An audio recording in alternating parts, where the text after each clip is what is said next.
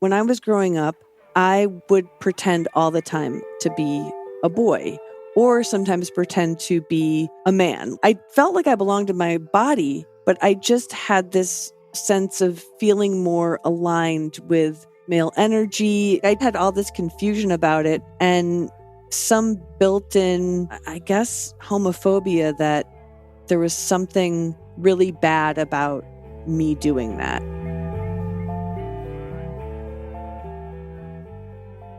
It's the TMI Project podcast, a series of stories about the too much information parts of ourselves we usually leave out because we're too ashamed or embarrassed. I'm your host of today's episode, Eva Tenuto, and this is Season 4, Pride Stories. Before we get started, we just want to let you know that as the TMI implies, some content might be too much information for some listeners. If you or someone you know is struggling, support and resources are always available at thetrevorproject.org. And remember, your support keeps our content free and accessible to everyone who wants to listen. So if you like what you hear and you're able to chip in, thank you. You can give what you can at tmiproject.org, where you will also find some fabulous merch. Speaking of which, this season is brought to you by Mr. Julie Tees. Queer t-shirts for all identities. Don't just say gay, scream it out loud with Mr. Julie Tees. A portion of proceeds from all t-shirt sales will be donated to TMI Project to keep the creation and amplification of queer stories alive. You can follow on Instagram at Mr. Julie Tees and shop your favorite styles at mrjulietees.com. Now, let's dive in.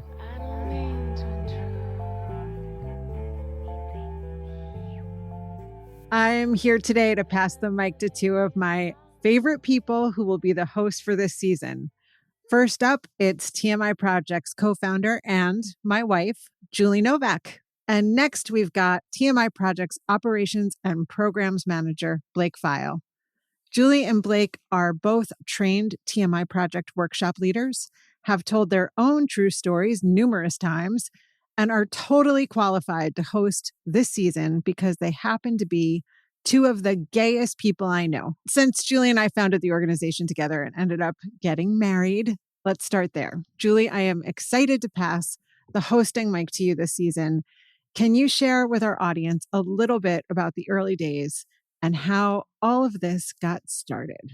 Yeah, there's a lot to share about how things got started. We knew each other as director and actor because you directed the Vagina Monologues. It's such a lesbian story. You got cast to play the part of the woman who made vaginas happy, and then we got married. Yeah. It's ridiculous. I think what you got sold on was the machine gun orgasm, which was, and that's a casting couch story. And then when we met V, formerly Eve Ensler, she said that she's met multiple lesbian couples who got married from being actor and director of that story. That's right. The early days were pretty remarkable. You all had talked about wanting to tell your own stories, and you hosted a writing workshop in your living room. I chose to tell a story that was an exaggerated version of my coming out story. I was the only person that didn't tell an actual true story, but you gave me a pass because you were like, I want to marry her. So you were just like, you can do whatever you want. It's so funny that you're still thinking about that because I remember you were so hung up on the fact that it wasn't actually what happened. But it was what happened in your imagination. It was a true story. Right. That's parts of it were just like, embellished. But you were like, it's not true. Not true. I'm breaking the rules. But I do remember it was a very special night, that first performance, because that was the night we started really dating, like right before the actual show. I could totally derail us talking about this great love story, which will come at another time. I remember I did a writing about what was to me the most embarrassing thing in my life that I'd never talked to anybody about and had so much shame about, which was when I was growing up, I would pretend all the time to be a boy or sometimes pretend to be a man. When I was little, I felt like I belonged in my body, but I just had this sense of feeling more aligned with male energy. I always pretended to be the handsome guy or really like athletic or just a hero type of role. I felt embarrassed about it because I would get caught playing these pretend games and my sister would be like, "Why are you acting like a boy?" And it just made me feel like I was doing something wrong. I'd had all this confusion about it and some built-in, I guess, homophobia that there was something really bad about me doing that. I remember the show when you told that story for the first time and you were just about to go on stage to tell it, and you were still so scared to give it voice and to make it go public. I also just thought from the second before I stepped on stage, I was like, this story sucks. This is so embarrassing. People are going to think I'm so weird. Nobody's going to laugh. I'm going to just totally bomb. I was so scared and so almost out of my body because of the fear. And I just thought it was going to land like a lead balloon. I know. I feel like I almost had to push you out on stage that night because you were so freaked out. It was such a strong feeling of, I don't know if this is going to go well. I know. And I don't think I had ever seen you like that before. And I don't think I've ever seen you like that since. I know that I was thinking the same thing. I was like, I can't believe I'm about to do this. I'm risking it all, well, Let's not make them wait a second longer.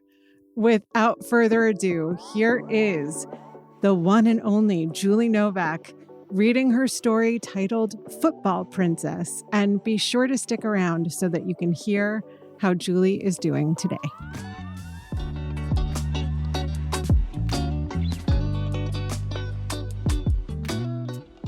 Would you believe with a rack like this, there are still some people who can't tell if I'm a boy or a girl? Children ask outright while adults fumble to find the right pronoun as I walk into the ladies' room. Perfect example, Ponderosa, 1999. Standing on opposite sides of a buffet table, an older gentleman and I reach for the roasted chicken at the exact same time, bumping hands. Oh, excuse me, sir, ma'am, sir. Never correcting him, I walk back to my table, leaving him dazed and confused, wondering if the roasted chicken really is roasted chicken, duck, sir, ma'am, sir, begone, quack, ah! Even before I am born, my gender is a subject of speculation. Sometimes I think it began as a battle of wills between Mother Nature and my mother. I've never been able to decide who was stronger. You see, at some point after my sister turned 2, my mother decided that her firstborn daughter needed to have another little girl to play with. So rather than go to the park or organize a play date, my mother, in her own mad scientist way, declared, "I'll make one." From early on in the pregnancy, however, her obstetrician is quite certain that she's going to be having a little boy. "Oh, no, no, no," my mother insists. "I'm having a girl, baby." Regardless of her doctor's certainty, her commitment to making a girl holds steady until the actual delivery. As the doctor removes me from the tiny laboratory, also known as my mother's womb, he triumphantly declares, "Well, say hello to your little football princess." And that is how my life begins. Football princess seems like a fitting moniker, except for the lace dresses, which I literally tear off my body. Who am I kidding? I don't want to be a princess. I want to be a mechanic. At 3 years old, I show up at our house one afternoon with a very heavy Craftsman toolbox made of steel, something a mechanic might own. "Julie, where did you get the toolbox?" "Julie, whose house did you get the toolbox from?" Still unable to speak, I stare up at my mother in complete silence, but what I'm really thinking is, shouldn't I have always had this toolbox with me? Isn't it really, in fact, mine? Aren't these my wrenches and pliers and screwdrivers? Aren't I the true craftsman here? Surely! This is what I was thinking as I wandered into Mr. Stevenson's garage and first laid eyes on this priceless treasure. Forget about G.I. Joe. It's time to put away childish things. Now this is my speed. I mean, it seems like the logical next step in my career. After all, I already host my own home improvement show in my bedroom late nights after everyone has already gone to sleep. To a captive audience of 2 teddy bears and a Stretch Armstrong, I profess, now this is honestly the best product that you can buy to protect your home from the harsh New England winter. I have a tub of Cool Whip. You don't want to skip, though. You put in a nice coat and wipe it on evenly and then just sit back and let it set. It's just that easy. The show is a rousing success. By the following morning, the Cool Whip forms a thick shellac over the front of my dresser where it remains mostly intact years later. To the family, it's a reminder of my foolishness, but to me, it's foreshadowing of my brilliance. At 6, I'm across the street with my brother hanging out at Stephen Orland's house. The 3 of us are going head-to-head, racing Matchbox cars down the driveway at top speed. I imagine myself as A.J. Foyt, the real driver of the remote-controlled car I got that Christmas. Foyt comes around the 10, he passes Unsa, he passes Petty, that's it, he wins the Indy 500 again for the second year in a row! My 2 best friends, Allison Bright and Kristen Pierce, are riding their bikes around the block, but they never stop in to get in on the action. About an hour or so later, I am proudly walking back across the street when they ambush me. We need to talk to you. Shit. They sit me down at the picnic table, the 2 of them on one side, me on the other. This is not going to be good. What were you doing over there? Playing with cars?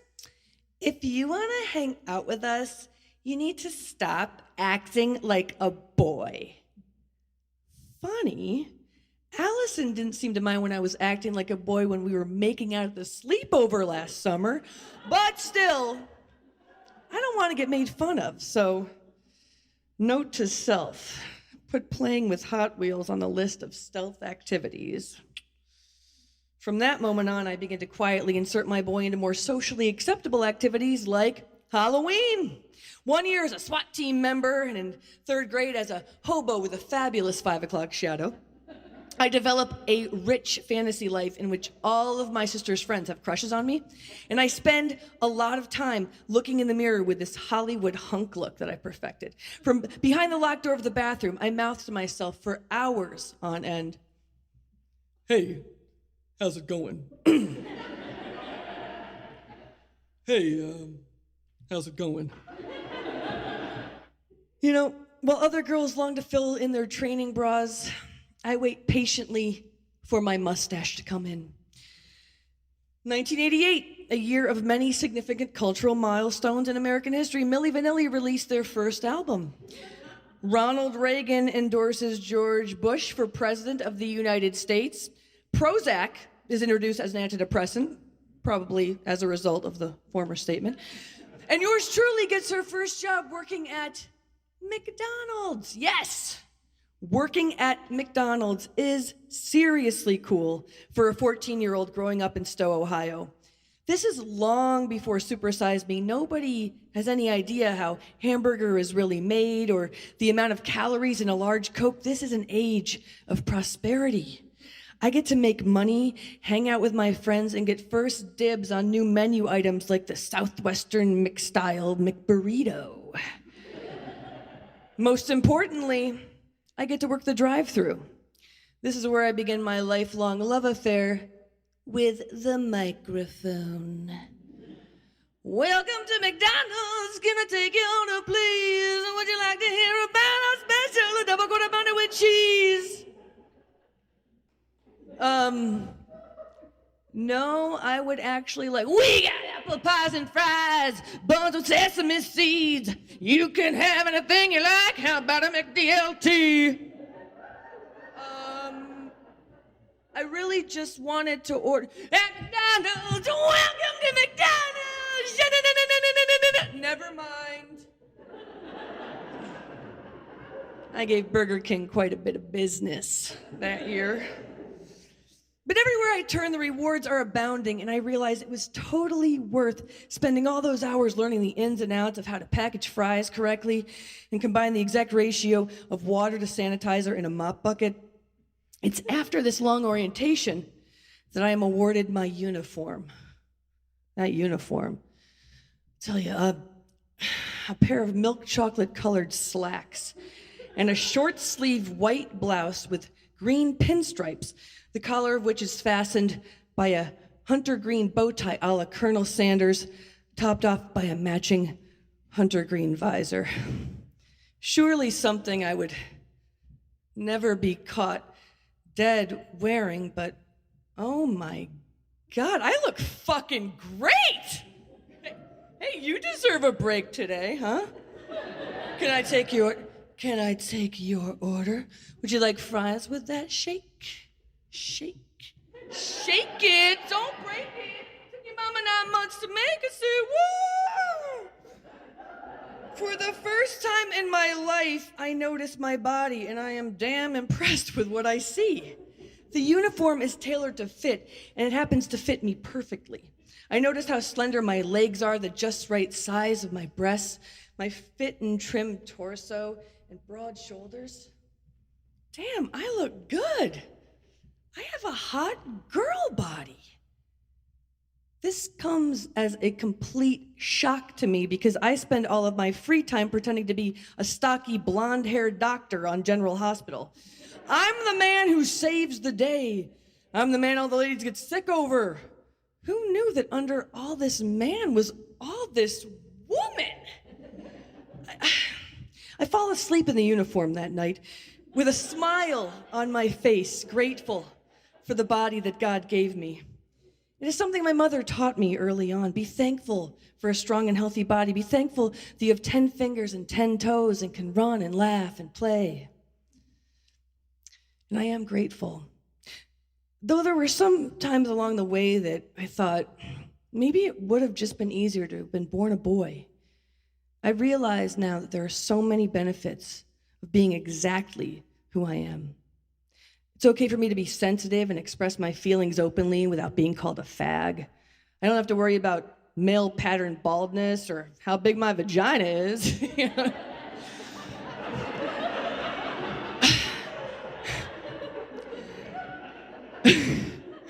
My boy has finally met my girl, and they love each other.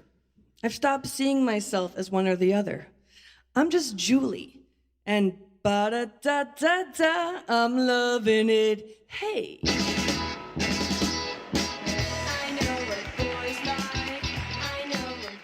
After Julie got the nerve to share this story, she wrote many others and used them as the basis for a one-woman show we created together and then toured, called America's Next Top.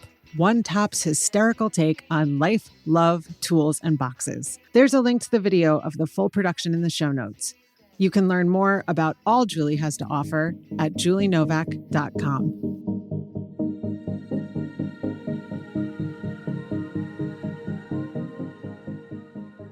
I had a chance to catch up with Julie recently, and here is what she had to say. When I look back on it, I don't even remember why it was such a big deal to me, because right now it feels like it was absolutely like, it was nothing. It was just like me saying, oh, I used to pretend to be a boy when I was growing up, and people being like, okay. And I was able to step out of myself and see myself as the character. And I was like, this is funny. This is a good story. And my parents were there. They were laughing so hard at everything and being like, that's totally true. The first two people that came up to me after the show, the first one was a very femme young woman who said, I loved your story because I've never seen a story where a 16-year-old girl talks about loving her body. The second person came up to me again was another cisgendered woman who said, oh my God, you just told my story. I used to pretend to be a boy all the time when I was growing up. I would pretend to be Luke Skywalker. It blew my mind. It was an incredible feeling that completely changed my life. I remember going back through the video of the performance. I just was like, wow, I could fully see myself in that video. Like I saw the version of myself that I always wanted to be, but didn't think I could be. When new people come in who take our workshops, I can tell them unequivocally, I know for a fact that space in their brain that was so taken up by shame is going to be completely cleared out. And when you clear that space out, You can live a bigger life. You can live your life with more intention. You can actually be of service in the world. Like, my life got so much bigger after I shared my stories, and it just continues to. Thank you so much for sharing all of your early day experiences with us. Thank you so much. I love you. And I can't wait to hear what Mr. Blake File has to share. I know, and I can't wait to hear both of you host this season.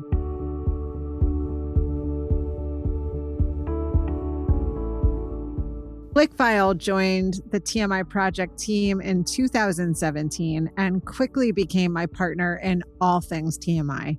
He's now part of our big gay family, and he's actually an uncle to our 3 dogs. We just discovered that there's actually a Gay Uncles Day, which I didn't know, on the second Sunday in August, and we will be celebrating. Welcome, Gunkle Blake. Eva, listen, so first of all, the listening audience doesn't know is we've had to interrupt this recording session multiple times for those 3 nasty little nuggets. That is really true. Yes, I'm recording right now in my closet with a dog who smells like goose shit and loves you.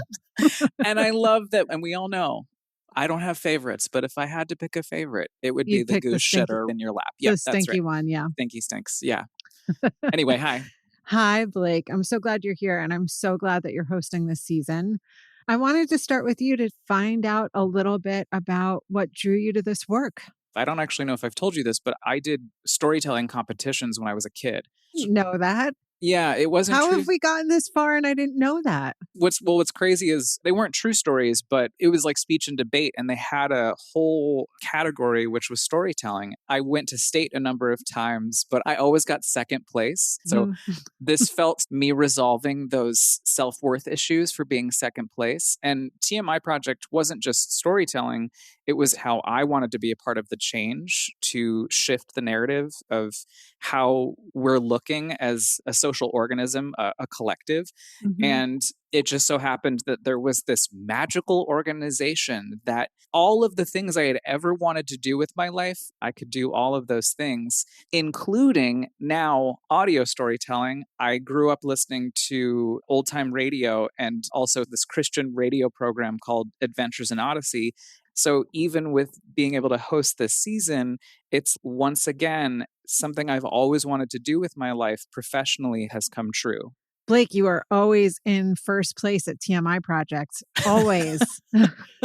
Yeah, I still have those trophies actually. They're these stupid eagles. The first place eagle was just a little bit bigger than the second place eagle. Again, we're talking about super gay things. Whose eagle is bigger? Okay. Your eagle is bigger, definitely. Or maybe Julie's eagle is bigger. I think know. Julie's is the biggest eagle. I don't, well. Can you tell us a little bit about the backdrop growing up so we can understand the context of this story? Let me paint you a little picture, Eva. Yeah. So Colorado Springs is a very interesting place to grow up. It has more evangelical churches, more McDonald's, and more lesbians per square mile than any other city in the country. Notwithstanding, the United States Air Force Academy is there. So That's so strange that God loves the military, lesbians, and McDonald's. I didn't know that about God. God loves those 3 more than anybody else. Any other populations can get lost. That was fully the environment I grew up in. And it's not just evangelical, it's conservative Christian. I told you that we have more evangelical churches per square mile. So the creme de la creme is a little church called New Life Church, which was founded by the now infamous Ted Haggard in 2006. Ted Haggard got caught using church money for crystal meth and hanging out with a sex worker up in Denver. It was a male sex worker who was being paid using church funds. Can you imagine how deeply in pain Ted Haggard is? I mean, just a life full of torment. Unbelievable torment. It's so depressing. And also, I'm still allowed to be mad at him because how dare you, you know? And the funny part about all that, once the waters cleared, he went and started another church with his wife. And several people followed him. Anyway, I'm going to hell. So see you there.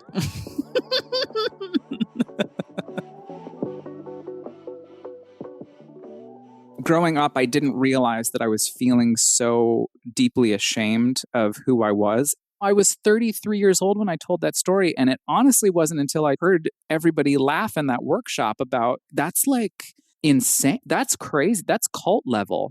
I'll just interject. That story was Yeah. one of the ones that I heard where I was like, this is so extreme. It has got to be exaggerated. This can't possibly be true.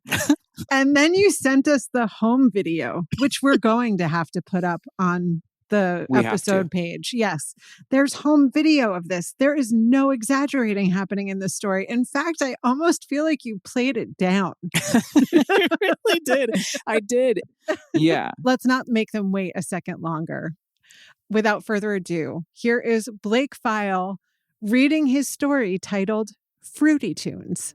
And be sure that you stick around after to hear how Blake is doing today.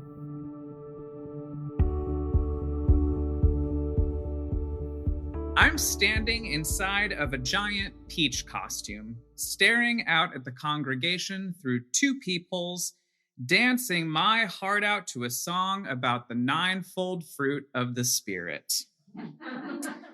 I'm the lead in the fall youth choir production, Fruity Tunes.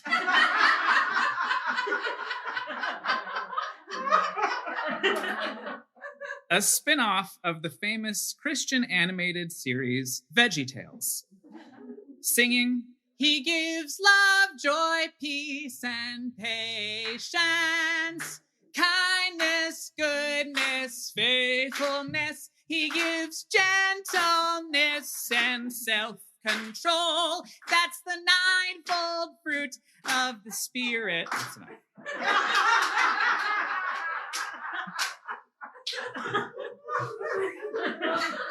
A cast of other elementary school kids twirls around, blasting their love for Jesus Christ on the cross, all from inside a heavenly host of other fruit costumes, including a bunch of grapes, which symbolize goodness, the Raisinets, who represent self-control, and an apple, love. The apple also has an evil worm inside, a hand puppet that snakes out the top. Another symbol for how our love for God can become infected by sinful, dirty things that fester inside each of us. And I love the climax of the play when the worm slithers back down into the apple while a robust chorus of children, not dressed up as fruit, shout over and over to the worm, "You are the devil and the devil is bad! You are the devil and the devil is bad!" We receive thunderous applause and a standing ovation, and as the praise settles around me, I feel safe and secure and seen and deeply connected to God. I close my eyes and I feel him right there with me.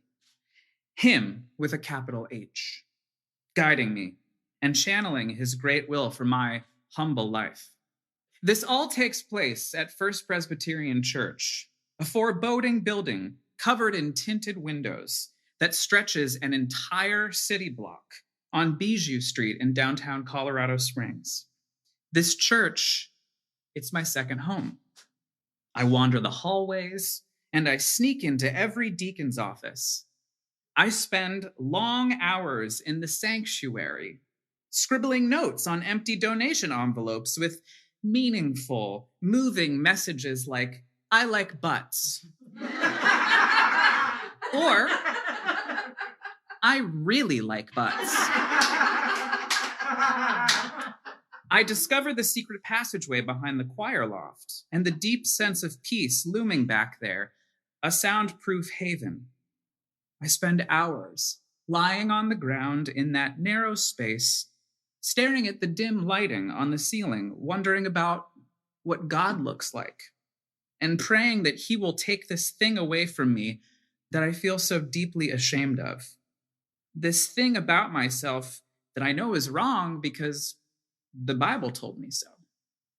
I come to Jesus 4 different times at First Presbyterian Church, all the while wrestling with a truth inside my head I know I can't speak of, because if I do, I'm not going to be welcome in this home away from home. My parents get divorced in 2001. I'm in middle school. My brother has been shipped off to college in Oregon, which means I get to move into the basement and have my own bathroom. And I'm elated because this newfound privacy means I'll have more opportunities to explore my dirty little secret. What starts as innocently purchasing People magazines at Borders bookstore, clipping photos of Justin Timberlake and JC Chazé and hiding them in a stockpile in a secret spot between my underwear and sock drawers, slowly transforms into exchanging more illicit photos of men down to their skivvies on AOL Instant Messenger late into the night. One day, I'm home alone at my dad's house, and I'm on the computer. And I know I'm going to be alone for a while. So I log on to LimeWire, and I type in 7 measly letters. Gayporn. Gay porn. And immediately, thousands of results pop up. And I start to download them all, and I can't stop. That first night, I download, then delete, over 200 photographs. I'm 15 or 16 when I finally realize I can print porn off the computer at my dad's house, then hide it in my backpack and transport it back and forth between houses. I navigate to a new LimeWire search and begin my routine. Those 2 flight attendants having performative sexual intercourse on the back of a plane ought to do it today. I print the images off as quickly as possible, and I race to shove them into my backpack. And then I remember there are built-in cabinets in my bathroom in the basement at my mom's house. So I hurry back and I tear open the bathroom cabinets. I pull out the towels. There it is. That little curled piece of wallpaper sticking up in the back corner, which I carefully peel away to reveal the original shelf, which distracts me for a moment because all I can think of as a blossoming homosexual is, what idiot thought that lining this beautiful woodwork with this cheap-ass wallpaper was going to look cute?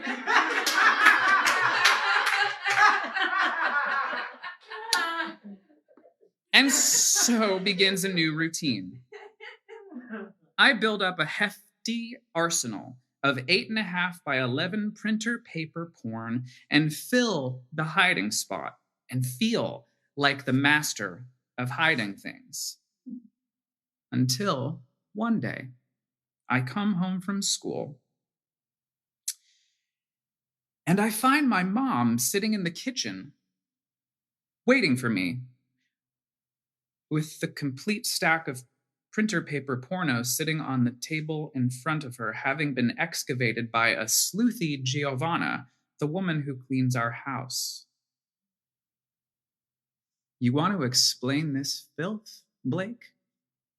My mom demands in her scary, serious voice. My stomach turns upside down. I've been caught, and I can feel God frowning at me. I asked, do you want to explain this filth? I don't know what to say. No matter where I turn, no matter what lies I can muster up in a matter of seconds, all roads lead to hell, maybe deeper. So I disassociate and can't recall what's said or what's happening. And it takes weeks of awkward silence before my mom finally broaches the GAYPORN subject again.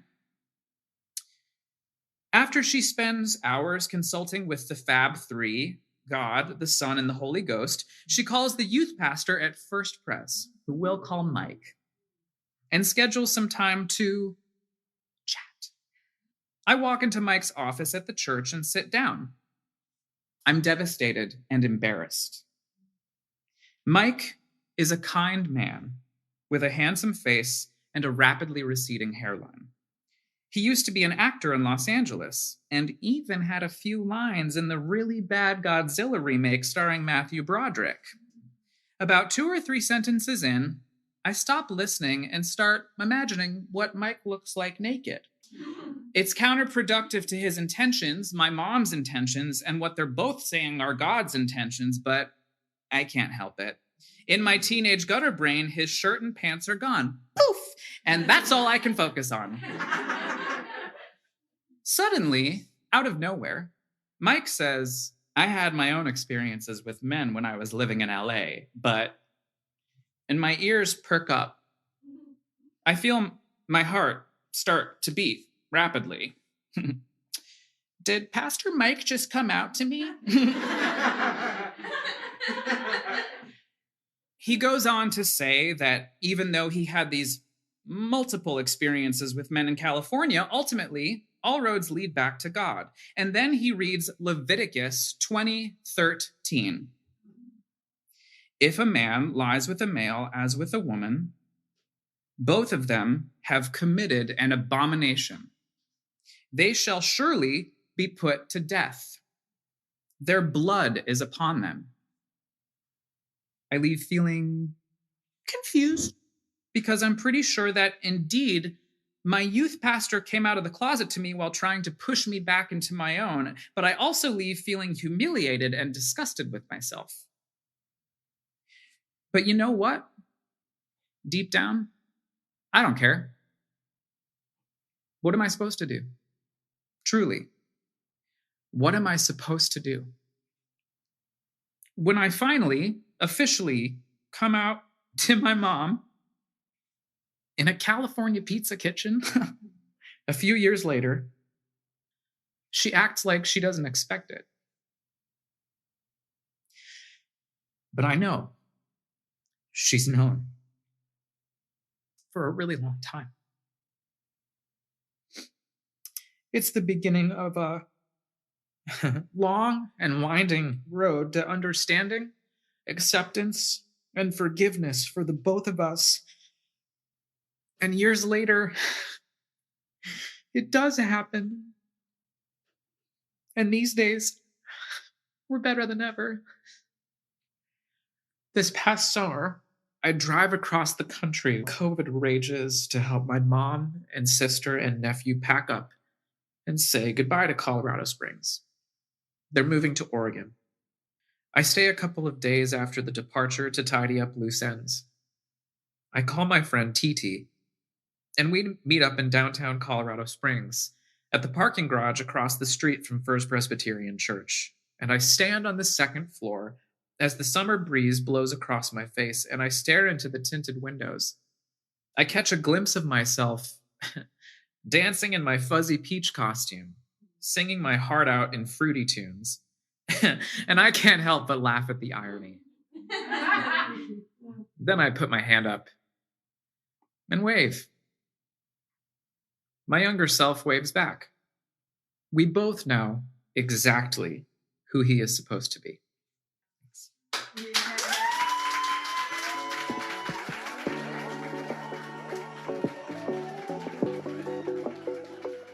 As you just heard, Blake is such a gifted storyteller, and he's also a multifaceted artist. We will share links in the show notes where you can learn more about his music and his latest venture, Abandoned, the All-American Ruins podcast, which takes listeners through sonic fantasies, recreating his experiences exploring abandoned spaces across the United States. You can check out everything Blake does at blakefile.com. That's Blake, PFEIL.com. I had a chance to catch up with Blake recently, and here's what he had to say.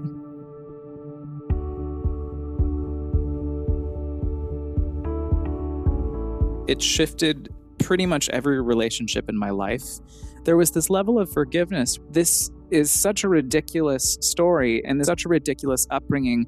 It can't have just happened to me. This is the passing on of trauma. And so who am I to hold this, honestly, rage towards these people who went through the exact same thing that I went through, just in different circumstances? The second thing is, I didn't realize how much I had physically swallowed my own speaking voice and physically swallowed my spiritual voice in spaces and really learned to make myself small, because that subconscious fear of not accepting who I was or being afraid that other people wouldn't accept me for who I was, it affected my body. So I think that's the biggest piece, is it was a spiritual reawakening for me, wherein I really got an opportunity to look at my kid self and just wrap him up in a big hug and tell him, this happened and now you're okay. So that's, I can say, the biggest personal mending that telling the story did. And then the biggest one, I have to say, is this hole that I didn't realize was in my otherwise incredibly healthy relationship with my mom. I guess this was last week. My mom and I were sitting at breakfast, and she said that she had been inspired basically by hearing the story and had been doing a lot of thinking, and that she used to live under this guise that she was just doing the best she could and that she didn't intend to cause harm. And so any apology came with a condition. Mm-hmm. And she looked me dead in the eye and she said, I wanted to apologize to you for ever making you go somewhere that made you feel small or made you feel like you didn't matter. This really gets me choked up, because I didn't know that I needed it. That I needed an apology that was unconditional, that was presented with unconditional love. No defensiveness, no excuses, just, I'm sorry that I put you through that. So I think that's pretty beautiful. And the piece of TMI Project stories that is remarkable is people telling the story and then things just keep happening that they didn't even expect. I can't even tell you how many people I've spoken to who have told their stories and had so many huge pivot points because they got up on stage and looked an audience in the eye and told the truth. And I'm so glad that you and Julie are going to get to introduce so many of those people to our podcast audience. Y'all are in for a really good treat this season. So thank you both. Thank you. Thank you. Thank you. Thank you. And also, my eagle is bigger. That's honestly the tagline for Pride Stories. My eagle is bigger. Pride Stories. Julie's eagle is the biggest. Thank you so much for joining us. If you like what we're doing, please subscribe, rate, and leave a review wherever you get your podcasts. It really helps. I'm Blake the Gay. And I'm Julie the Lesbian. TMI Project is available to offer true storytelling workshops and performances for your school or workplace.